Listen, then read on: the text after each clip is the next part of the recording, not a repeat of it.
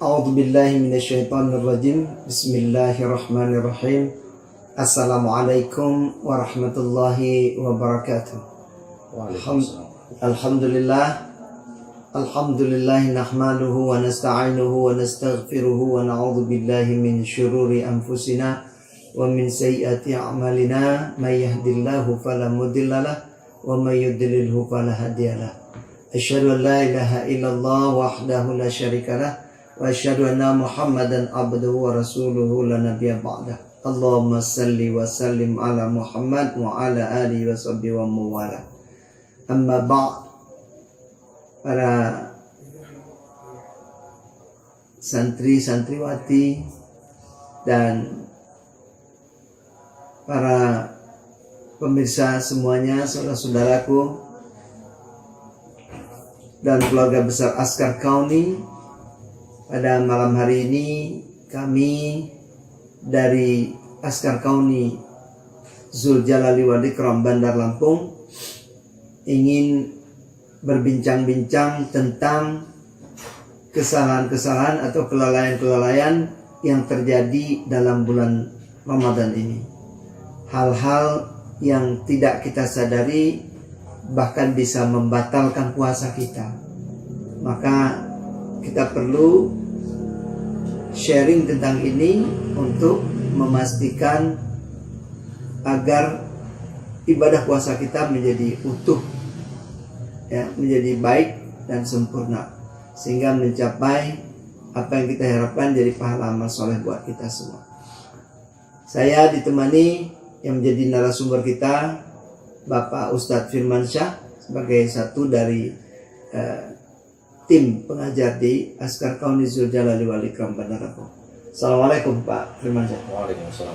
Ya, seperti saya kata pengantar tadi Pak Ustadz, ini kan banyak saudara-saudara kita, bukan hanya anak-anak muda, bahkan orang-orang tua juga mungkin kurang wawasan pengetahuan tentang Ramadan ini, sehingga ada beberapa hal yang membatalkan puasa mereka. Mungkin perlu kita saling sharing pengetahuan ini agar puasa itu menjadi baik. Misalnya tidur yang berlebihan, ya kan? Atau sahur sudah dekat banget dengan waktu azan, itu seperti apa? Kemudian juga saya lihat dalam keseharian, misalnya bercanda, bergurau, berbicara kebablasan mungkin, ya, tidak terkontrol. Nah, ini mungkin hal-hal yang tidak disadari. Apakah bisa merusak puasa atau tidak ini? Nah, bagaimana secara hukumnya? Terima kasih, silakan Pak. Ya. Baik, terima kasih Ustaz. Sebelumnya bismillahirrahmanirrahim. Alhamdulillah wassalatu wassalamu ala Rasulillah wa ala alihi wa sahbihi wa mawala. Baik semua para hadirin kaum muslimin yang berbahagia, tentang terkait Ramadan, memang perlu kita ketahui bersama bahwa Ramadan ini adalah bulan di mana kita untuk melatih segala amal ibadah kita kepada Allah Subhanahu wa taala. Dan tentunya kita berharap segala amal ibadah kita itu seluruhnya diterima oleh Allah Subhanahu wa taala. Amin. Namun beberapa hal yang perlu kita perhatikan di dalam pelaksanaan Ramadan, tentunya ada beberapa kesalahan-kesalahan atau kekeliruan-kekeliruan dalam melaksanakan ibadah puasa Ramadan yang terjadi di tengah-tengah umat saat ini. Bahkan hampir sebahagian umat Islam tentunya terkadang tidak mengindahkan beberapa hal tentang apa yang dicontohkan oleh baginda Rasul sallallahu alaihi wasallam. Ada pun beberapa hal tentang kelalaian-kelalaian atau kesalahan-kesalahan yang terdapat dalam Ramadan. Mungkin saya dalam hal ini akan bagi dalam beberapa poin yang perlu menjadi perhatian kita bersama. Yang pertama adalah banyaknya kelalaian yang terjadi ketika menjelang sahur hingga waktu subuh. Di antara kelalaian tersebut adalah sebagian orang kaum muslimin itu lebih mengedeluankan makan sahur dengan alasan takut nanti sahurnya tidak kebangun, sehingga akhirnya sahurnya sekitar pukul 1. Mungkin ada yang sebagian sampai nggak makan sahur. Atau mungkin lebih cepat Lebih karena cepat, ada ya. pertemuan dengan teman-teman, makan kenyang, merasa terus nggak bangun sahur lagi. Ini gimana, Pak Ustaz? Ya, jadi ini salah satu yang merupakan kelalaian dari pelaksanaan Ramadan itu sendiri. Sebab ini bertentangan dengan sunnah baginda Rasulullah SAW yang terdapat dalam sebuah hadisnya yang diriwayatkan dalam hadis Zaid bin Sabit radhiyallahu anhu bahwa Rasulullah SAW berkata, "Tasaharna ma'an Nabi sallallahu alaihi wasallam, thumma qama ila shalah, qultu kam kana bainal azani was sahuri, qala qadru 50 ayat." Bahwa Sabit bin Zaid pada waktu itu sholat bersama Rasulullah SAW, sehingga pada waktu itu sahabat Rasulullah berkata kepada Rasulullah, berapa lama jarak antara makan sahur dan sholat subuh? Maka Rasulullah menjawab pada waktu itu, qadru 50 ayat, jadi sekitar 50 ayat. Jadi menjelang sahur itu ada waktu sekitar 50 ayat.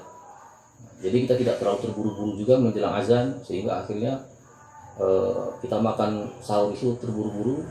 Karena makan sahur ini juga Sudah tadi menjelang sahur, maksudnya setelah sahur. ya, jadi jarak sunnahnya diakhirkan makan sahur itu adalah sekitar 50 ayat. Setelah selesai sahur menuju ke azan itu ada sekitar membaca 50 ayat. Ayat. Ya kalau kita ambil surah, bilanglah surah apa ya? Surah Al-Fajri atau Al-Muluk gitu ya. sekitar lebih kurang seperti itu. kurang.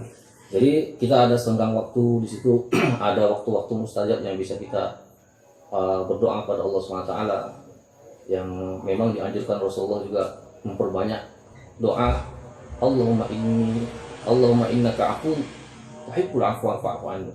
Nah, itu salah satu kelalaian yang terjadi di kalangan umat muslim pada saat ini. Kemudian yang kedua, waktu sahur hanya diisi makan dan minum saja tanpa melakukan amal ibadah yang lain. Seolah bangun sahur itu untuk makan. Hanya untuk makan saja. Padahal sebenarnya banyak sekali amalan-amalan yang bisa dilakukan di situ di saat kita menjelang makan sahur. Kemudian setelah makan sahur kita bisa berdoa kepada Allah, kemudian kita bisa berzikir, mungkin kita bisa mengamalkan baca Quran.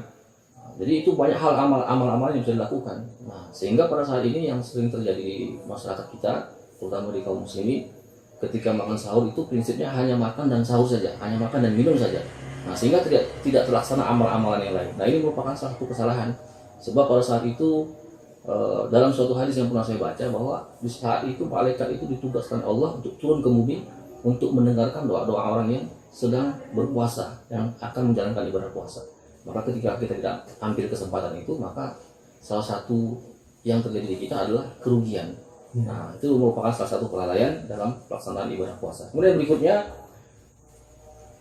ketika berpuasa itu dijadikan sebuah alasan sehingga menjadi bermalas-malasan. Nah, salah satunya itu ada satu hadis yang sangat populer di masyarakat. Hadis ini ternyata setelah diteliti oleh pakar hadis dan ternyata terdapat juga dalam kitab Sahih Dhaif. Artinya hadis ini ternyata dhaif. Hadis itu adalah naumus shaimin ibadah wa sumtuhu tasbih wa du'a'uhu mustajab wa amaluhu mudha'afun. Yang artinya tidurnya orang yang berpuasa adalah ibadah. Kemudian diamnya itu bertasbih. Doanya orang yang berpuasa itu mustajab. Kemudian pahalanya akan dilipat gandakan. Ternyata ini hadis adalah hadisnya dhaif. Ya, jadi ini merupakan salah satu kelalaian juga, sehingga akhirnya berkembang di kaum muslimin pada saat ini. Jadi orang saat ini mengamalkan puasa lebih banyak tidurnya daripada melakukan amal ibadah. Nah, ini salah satu kesalahan dan kelalaian juga yang terjadi di bulan Ramadan. Kemudian yang berikutnya itu, apakah ini bisa sampai membatalkan puasa? Ya, jadi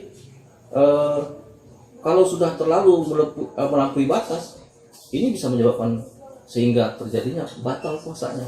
Karena tidur terlalu lama. Jadi kalau misalkan tidurnya itu alasan untuk supaya nanti bangun qiyamul lail supaya lebih semangat lagi, ya boleh-boleh saja, tapi tidak sampai membatalkan puasa.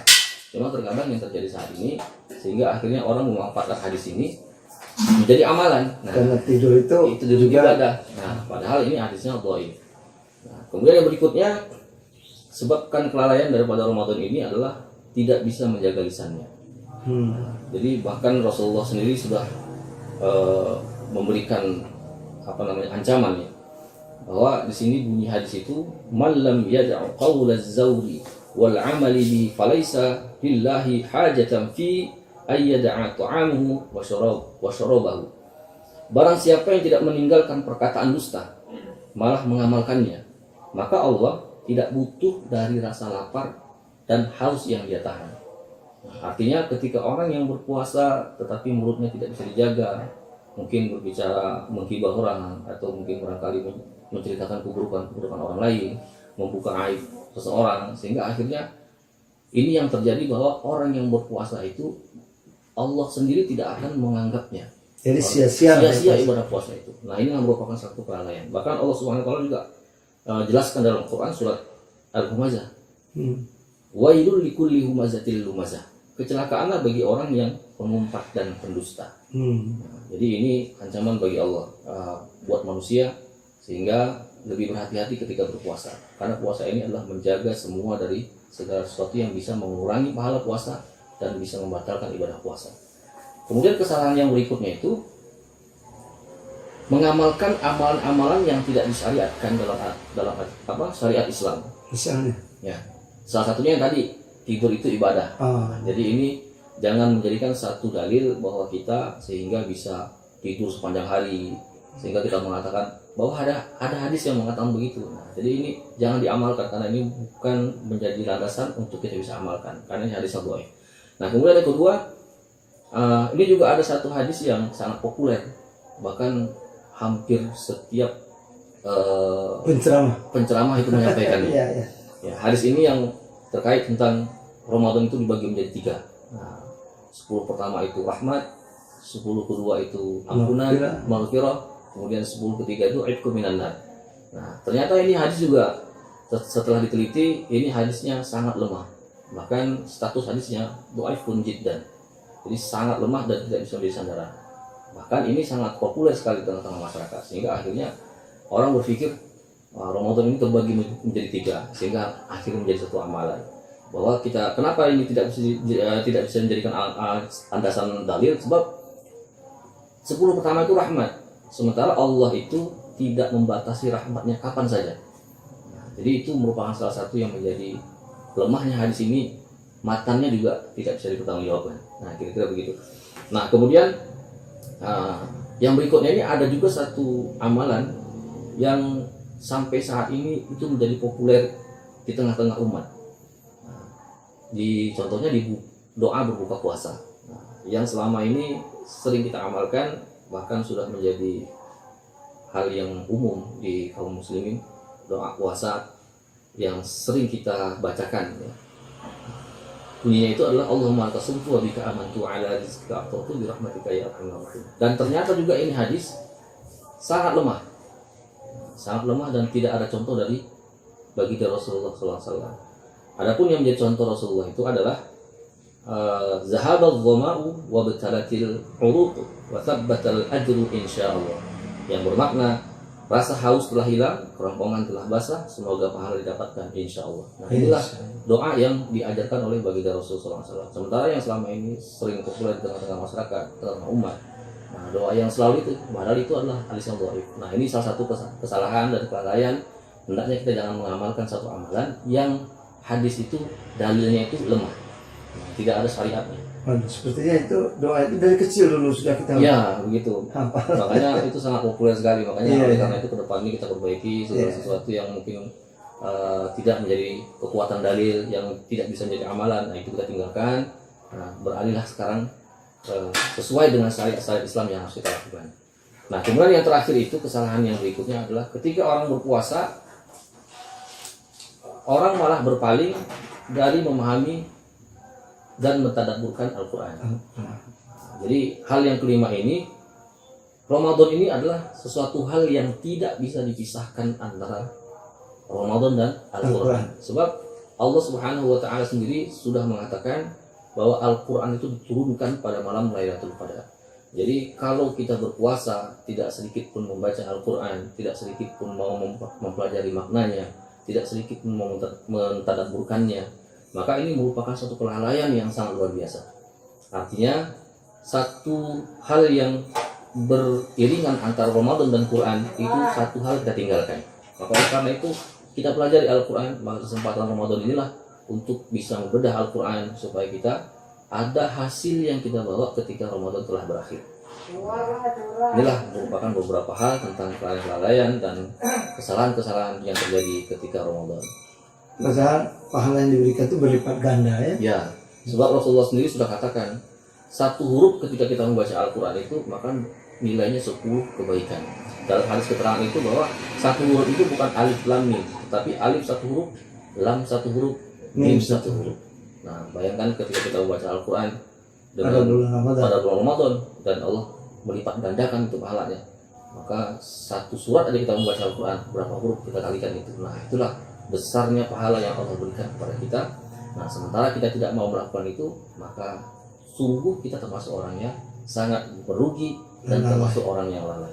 Begitu, terus bagaimana kebiasaan di dalam masyarakat sebagian saudara kita ini karena menghormati bulan Ramadan dan merasa penting bulan Ramadan mereka puasa, tapi mereka tidak sholat, tidak bersedekah juga. Tapi oke lah, bersedekah itu tambahan laginya. Ini sholat dulu. Banyak itu puasa tapi tidak sholat. Ini kedudukan Ramadannya gimana puasa?